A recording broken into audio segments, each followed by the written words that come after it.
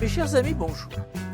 La congéliculture traverse depuis plusieurs années une crise économique, écologique et sanitaire, et tout ça dans la plus grande indifférence. La France est l'un des principaux producteurs de coquillages et d'huîtres en Europe, et la congéliculture représente dans notre pays un chiffre d'affaires global de près d'un demi-milliard d'euros.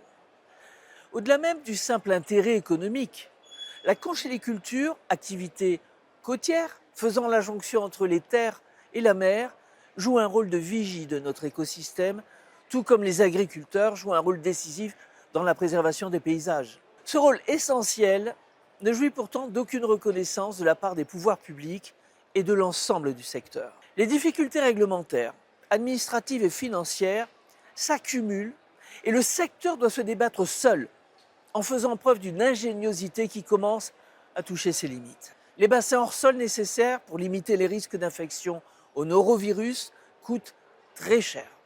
Les fonds européens, en particulier le FEAMPA, couvrent peu, pour ne pas dire rien du tout, de ces installations devenues essentielles.